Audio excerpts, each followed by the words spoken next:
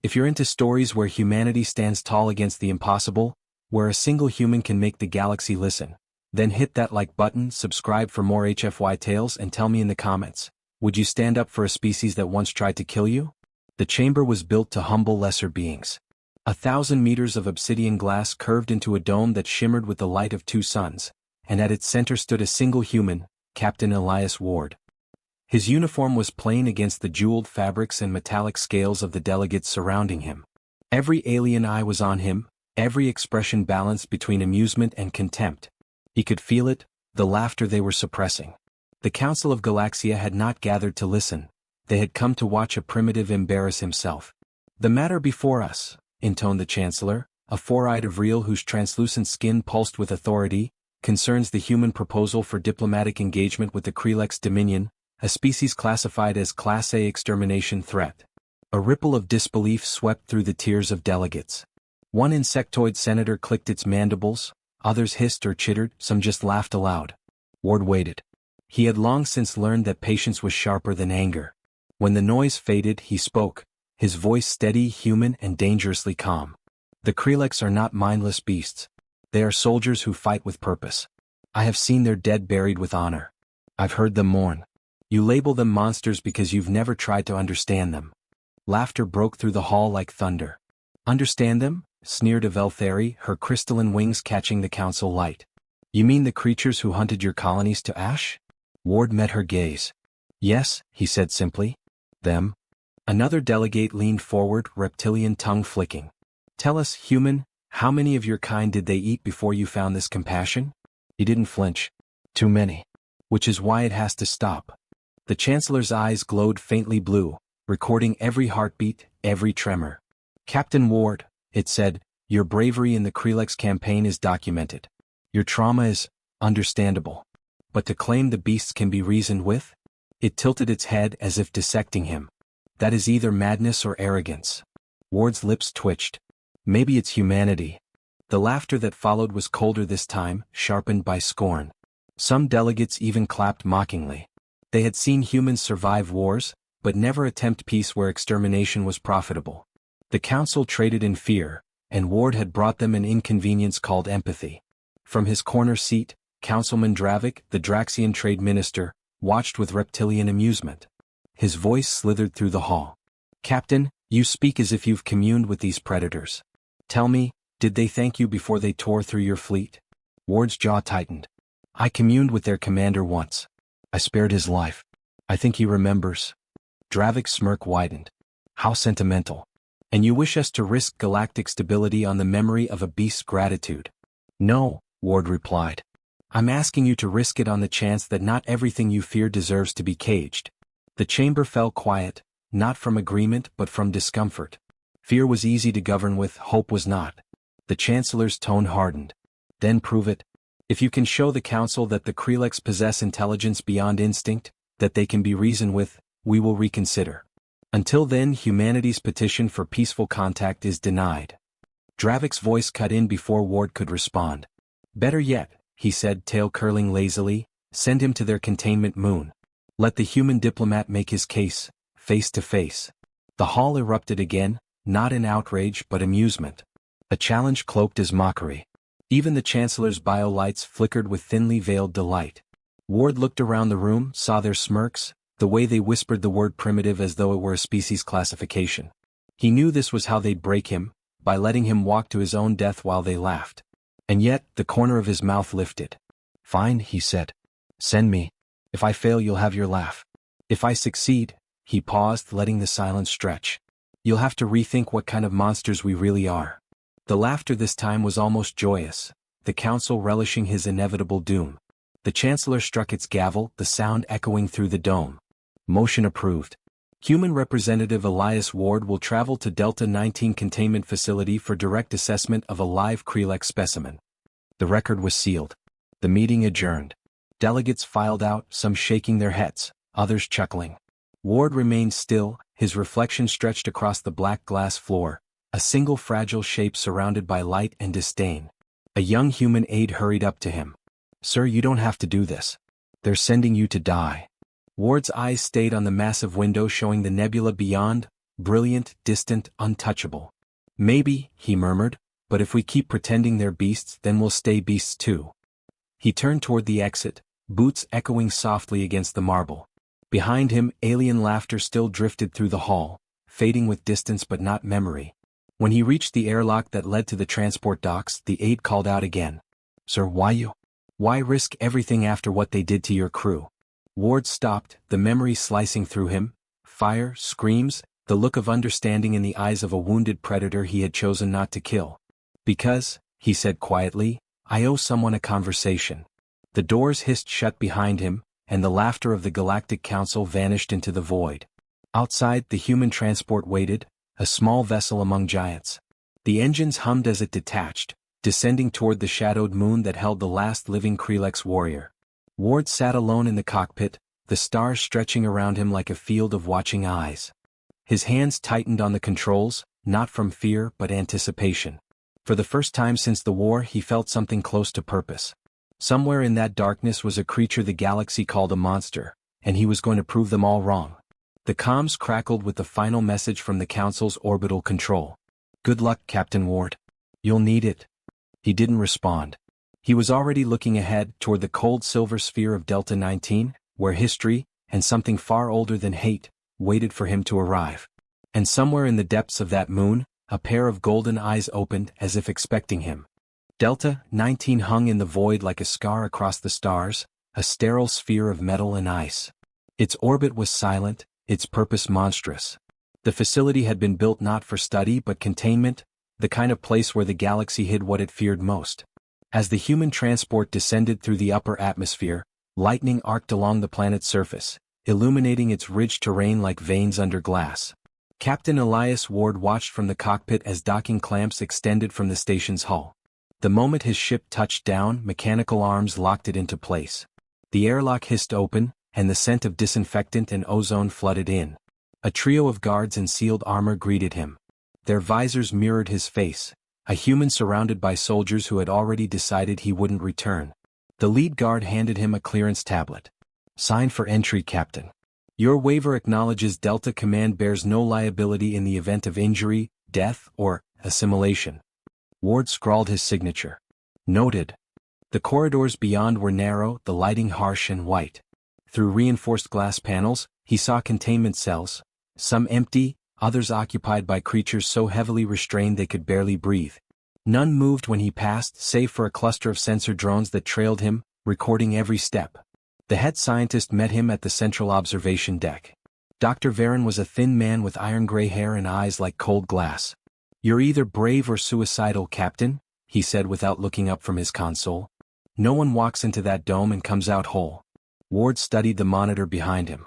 The feed showed a single figure. Massive, still, chained within an energy cage. The creature's black armor-like skin reflected the light in shards. Its breathing was slow but thunderous, its talons as long as Ward's forearm. That's him, Ward said quietly. Crothall, Varen confirmed. The last surviving Krelex warlord.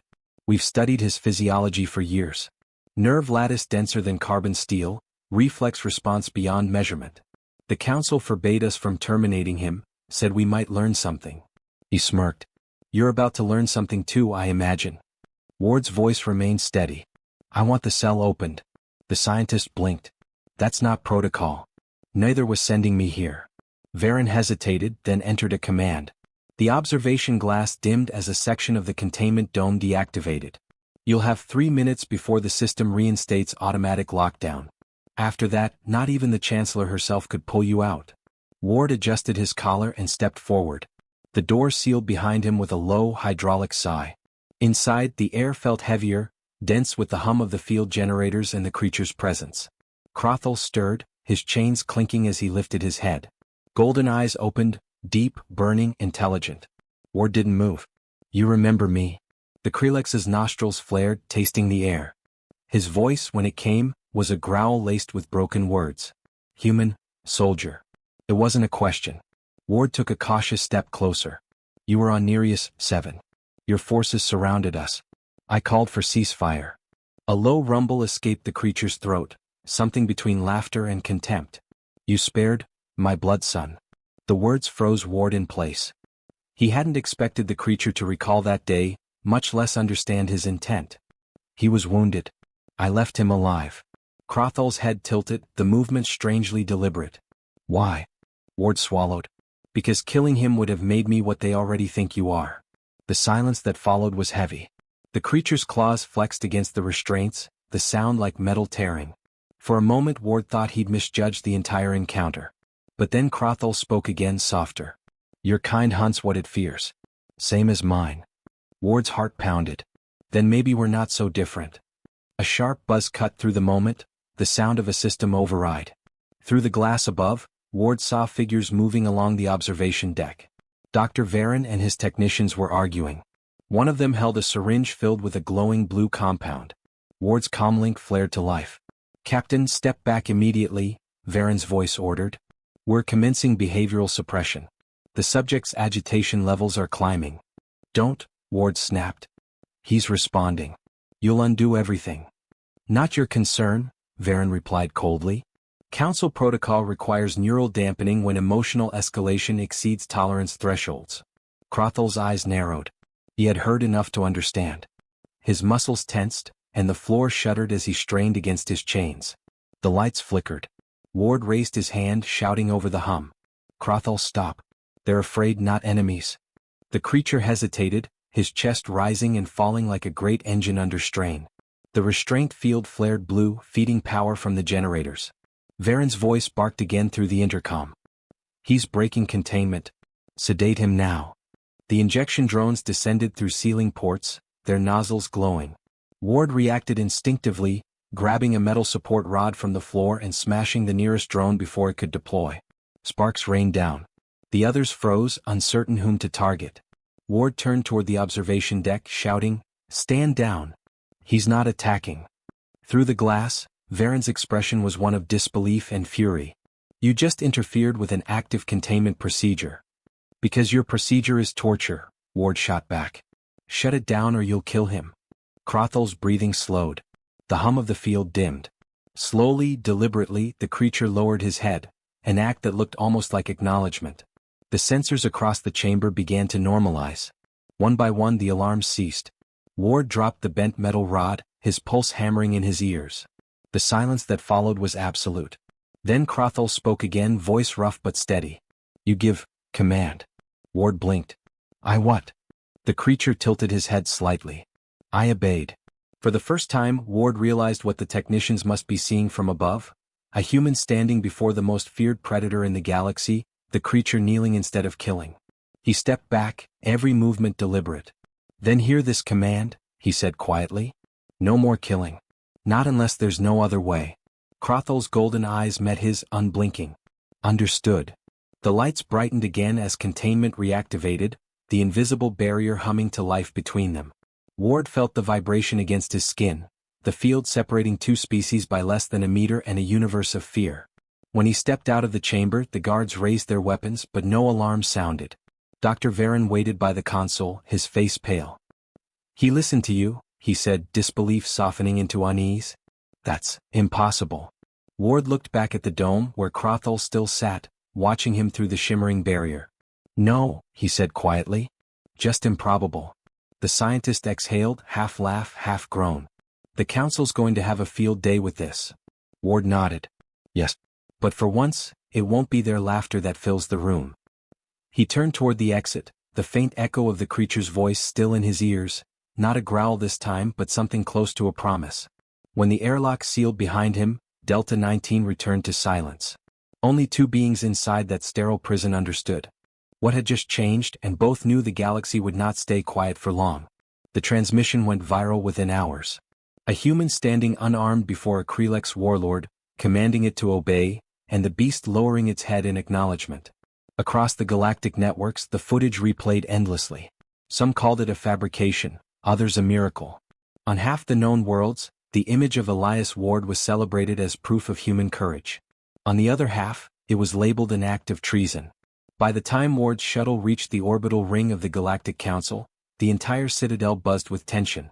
Armed escorts awaited him at the landing bay, their faces unreadable behind mirrored visors. The council's summons was not a request. The chamber felt different this time, colder, charged with something beyond ridicule. The laughter that had greeted him days earlier was gone. In its place was silence sharpened by fear. Ward stood once again beneath the vast dome, surrounded by representatives of 1,000 species, and felt the weight of a galaxy ready to judge him. Chancellor Avril's voice broke the stillness. Captain Ward, you stand before the Council accused of violating containment protocols, obstructing scientific procedure, and endangering galactic stability. How do you plead? Ward didn't blink. Not guilty of anything but telling the truth. A murmur rippled through the delegates.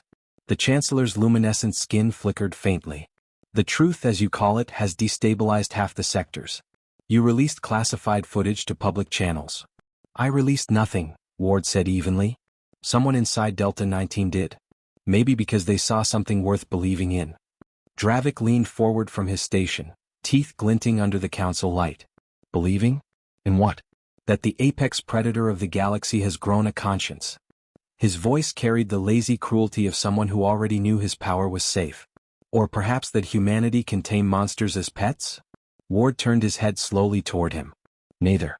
In the possibility that the monsters aren't the ones we think they are. The tension thickened. Dravik rose, the scales along his jawline catching the light. Careful, Captain. That sounds dangerously like sympathy for the enemy. Sympathy? Ward said. No. Respect. A dozen translators whirred, converting the word into hundreds of tongues, and the reaction came in a storm of angry chatter. The Chancellor raised a hand for order. Enough. The Council will review the visual record from Delta 19 before rendering judgment. The central holoprojector activated, painting the chamber in blue light. The recording began, Ward standing inside the containment dome, Crothall awakening, their exchange captured by surveillance drones. Gasps filled the room when the Krelex spoke its first word in broken galactic common. When the creature knelt, a strange quiet overtook even the most cynical delegates. Then the feed glitched, static, distortion, a brief flicker, and returned showing Ward raising a weapon toward the control deck, shouting indistinctly. The footage ended there, cropped mid-motion. Dravik's voice slid into the silence. Evidence of coercion and threat. The human forced compliance under duress. Hardly the foundation for peace. Ward stared at the hologram, realizing what had been done. You edited this. Dravik smiled thinly. Proof is proof, Captain. Perhaps your human sentiment clouded your memory. Ward felt a surge of heat rise in his chest. You wanted the war to continue, he said. Because it profits you. You trade weapons to both sides. Fear is your currency. The hall erupted in outrage, a dozen species shouting at once. The Chancellor's voice cut through like a blade. Silence. Dravik's smile remained fixed. Accusations without evidence are meaningless. Your words, Captain, are those of a desperate man. Ward took a step forward. Then let me face the Krelex again. Bring him here. Let the Council see for themselves who's lying. Laughter, brittle and brief, rippled across the chamber, but not from everyone. Some of the younger delegates exchanged uneasy glances. The image of the creature kneeling had unsettled more than pride, it had seeded doubt. The Chancellor leaned back in its seat. A request denied. The Krelex remains under isolation until this council deems otherwise. Ward exhaled through his nose, steady but burning inside. He knew this was no longer about truth or proof, it was about control. The council couldn't afford a human to be right, not when centuries of fear justified their authority. He tried one last time. You can bury the footage, rewrite the record, and call me a traitor. But you can't unmake what happened. That creature didn't kneel to a master, it recognized an equal. A hush followed. For a heartbeat, no one spoke. Then Dravik's voice, soft and venomous, slithered through the quiet. Then perhaps your equal should come collect you himself. The words barely faded when alarms blared through the chamber. Security lights flashed red. The council floor erupted into motion as guards shouted over comms. The Chancellor demanded a report. An officer rushed forward. Containment breach on Delta 19. Subject designated Krelex Prime has escaped restraint. The chamber froze. Ward's pulse quickened. He knew before they said it, Crothall had come. The Chancellor's voice shook with controlled fury. How? That moon is locked under Class 1 security. The officer hesitated. It appears he commandeered a vessel. Navigational data shows a direct trajectory toward Council space. Every delegate began speaking at once, panic fracturing into chaos. Some demanded evacuation, Others called for the fleet to intercept. Dravik's voice rose above them. "This is your doing, human. You brought the monster here." Ward didn't answer. He looked toward the vaulted ceiling where the holographic projection of the galaxy now displayed a red blinking signal. A single ship, crossing the void at impossible speed. For the first time he felt uncertainty crawl through him. Was Crothall coming for him, or for revenge? He forced the thought away. No, the creature had understood him. Had obeyed. If he was coming, it wasn't to destroy. It was to bear witness. The Chancellor ordered immediate defense mobilization. Intercept the vessel before it reaches orbit. Terminate on sight. Ward turned sharply. Don't. You'll only provoke him. Dravik sneered. You don't get to give orders here. Ward's voice cut through the noise, louder than he'd intended. If you fire on him, you'll start another war, one none of you will survive. The council fell silent again, the echo of his words hanging in the air like smoke. For a long moment no one moved. Then the Chancellor leaned forward, its tone unreadable. You seem very certain of this creature's intentions, Captain. Perhaps you should speak for him, when he arrives. The guards surrounded Ward, their weapons humming to life. He didn't resist as they led him toward the side chamber, the Chancellor's words following him like a verdict. Until then, the human will remain under observation. Outside the massive windows, the stars shifted, and far beyond them, a single vessel cut across the dark, burning like a comet. Ward felt the tremor through the floor as the station's shields powered up. Somewhere deep inside, beneath the fear and the noise, he almost smiled. The council had laughed at him once. Soon they would see who was really coming to the table. The tremor that shook the council citadel began as a low vibration, subtle enough to pass for a sensor echo. Then it deepened, resonating through the floor like the growl of a planet itself. Every delegate turned upward as the vaulted ceiling dimmed to reveal the orbital view.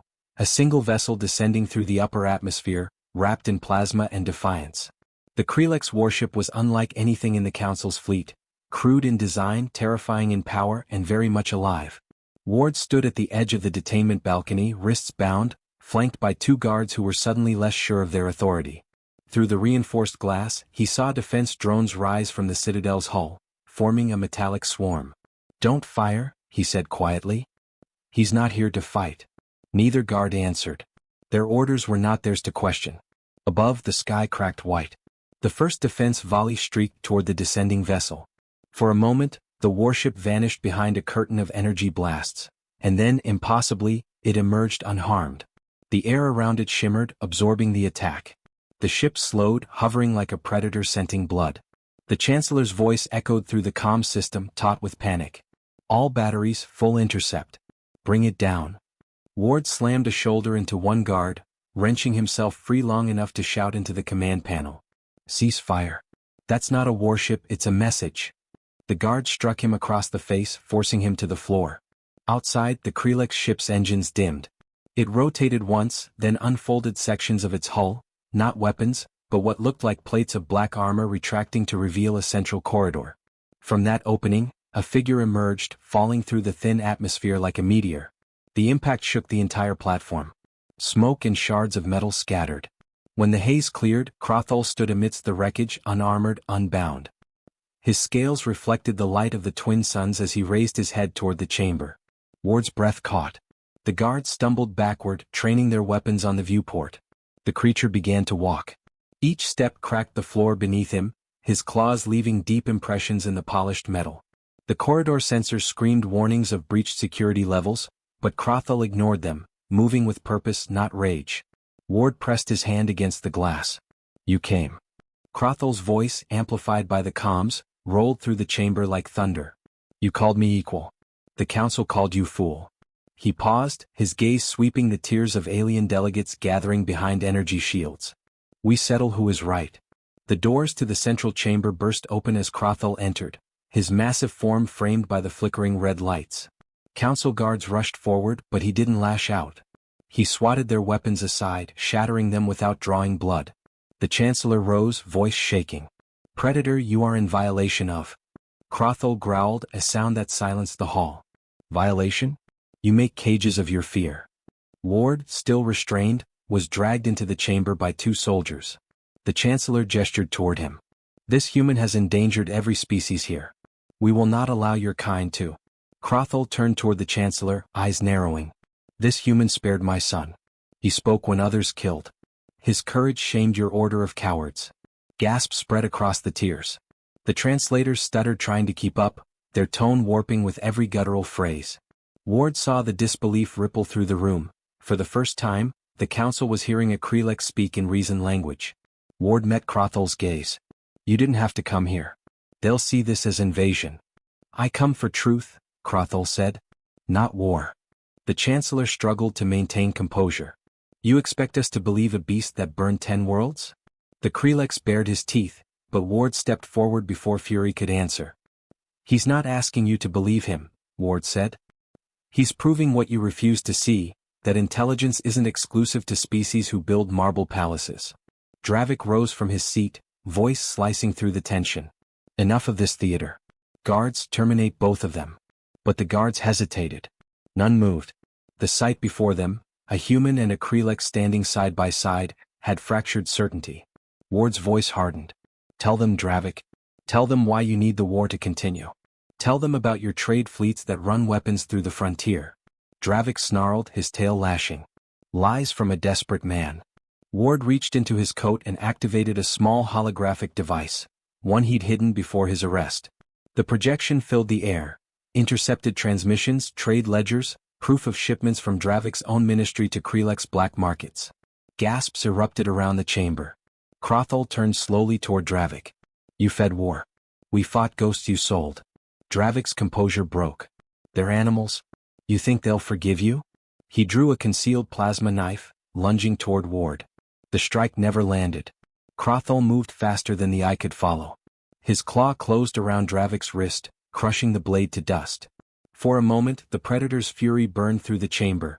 Then he released the counselor, who collapsed gasping, his arrogance stripped to nothing. Ward spoke quietly, his voice carrying farther than the shouting ever could. That's the difference between monsters and men, counselor. We choose when to stop. The chamber fell silent again. The Chancellor stared at the human and the Predator standing together, disbelief cracking through centuries of certainty. What would you have us do? It finally asked. Ward met its gaze. Listen. For a long moment, the galaxy seemed to hold its breath. Then Crothel took one step forward and struck his chest with a closed fist, a gesture of allegiance among his kind. This human speaks for me, he said. His world is mine to guard. The translation echoed in a dozen languages. Murmurs spread across the chamber, fear giving way to awe. For the first time no one laughed. Ward's wrists were still bound, but he felt freer than he ever had. He turned to Crothel. You realize what you've just done. Every system in this council will see this as treason. Crothel's golden eyes flickered with something that might have been amusement. Then let them see. The galaxy must choose who the beasts are. The Chancellor gave the order to clear the chamber, but no one moved. The spectacle held them in place. The sight of the human who had spoken to monsters, and the monster who had chosen to listen. Outside the citadel, the Krelek ship hovered silently, its weapons dormant, engines pulsing like a heartbeat. The defense fleet, uncertain of new orders, held its distance. Ward looked up at the observation dome where the stars glimmered faintly through the haze. It's not over, he said. No, Crothel replied. It begins. The council lights dimmed as power diverted to emergency systems. Somewhere deep in the citadel, the network channels lit up with live broadcasts, the entire galaxy now watching what no one believed possible. The laughter that had once filled the chamber was gone, replaced by something heavier, older, and far more dangerous. Silence waiting to decide which side of history it belonged to. The chamber emptied into chaos. Alarms shrieked through the council citadel, red light flooding the grand halls where centuries of peace treaties had been signed, and ignored. Ward stood still amidst the storm, his hands still cuffed, his breath steady. Crothel remained beside him, motionless, the glow from his eyes casting fractured light across the marble floor. Beyond the glass, the stars of the galactic capital shimmered, beautiful, indifferent witnesses to what had just changed. A squad of guards advanced, their movements uncertain. The Chancellor, now pale beneath its gilded crest, spoke with trembling authority. You have humiliated this council, human. You've brought war to our doorstep. This ends now. Ward lifted his gaze, voice low but unflinching. No, Chancellor. This is where it starts, but not the war you think. The guards leveled their weapons.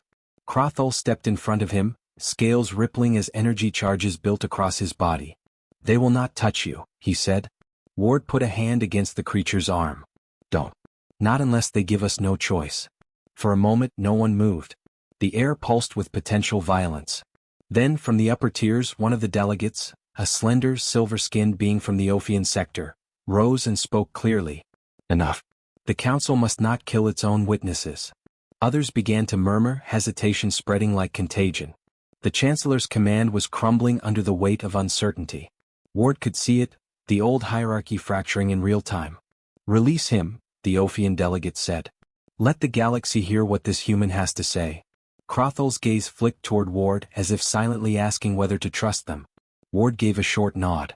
Slowly the guards lowered their weapons. The cuffs fell away with a hiss of metal. Ward rubbed his wrists, the marks faint but visible, a reminder of centuries of arrogance pressing down on one fragile truth. He walked to the center of the chamber's floor, where the holographic dais waited. His voice carried easily, firm but not triumphant.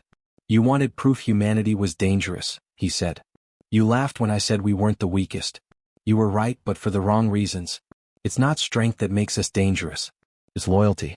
It's defiance. It's the fact that when the universe tells us to kneel, we ask why. Crothal's low growl of approval echoed like distant thunder. Around the chamber the delegates leaned forward, some in fascination, others in quiet fear. Ward continued. You've spent millennia ruling through fear. Declaring which species are civilized, which are beasts. You turned survival into hierarchy. But the galaxy's deadliest predator just stood beside me and chose restraint. Tell me, Chancellor, what does that make you? The Chancellor's composure shattered. You think your words will rewrite the stars? You've doomed every human world. The Council will not forget this insult. Ward smiled faintly. Then don't forget. Remember exactly who stood up to you. The Chancellor turned, signaling the control dais. Activate orbital suppression. Neutralize the Krelex vessel. Outside, the city's orbital defense grid flared to life, beams of energy converging on the alien ship. The first impact struck its shields, flaring bright enough to turn night into daylight. Crothal's roar shook the glass. They fire upon kin. Ward grabbed his arm. Wait. Let them see. A second volley struck, and the Krelex ship did not return fire. Its massive engines pulsed once, then shut down entirely. From the ground, it looked as if the ship was bowing. The sight stunned the council chamber into silence. Ward looked up at the Chancellor. Even he knows when not to fight. Can you say the same? The tension snapped. Delegates began shouting over one another, some demanding a ceasefire, others calling for evacuation. The Chancellor slammed its staff against the floor. This session is over. Guards. But before the order could finish, the grand skylight erupted in blinding light. A massive projection flooded the chamber, the image of the Krelex High Matriarch, her eyes burning like twin suns. Her voice rolled through every speaker in the capital. Enough blood for pride. The council fires upon my kin without cause. Yet a human stands between us and vengeance. The Chancellor faltered. Matriarch. Silence, she thundered. Your rule ends the moment your fear outweighs your reason. Ward could barely breathe. This wasn't his plan. This was history collapsing under its own weight. Crothal bowed his head slightly. My mother listens.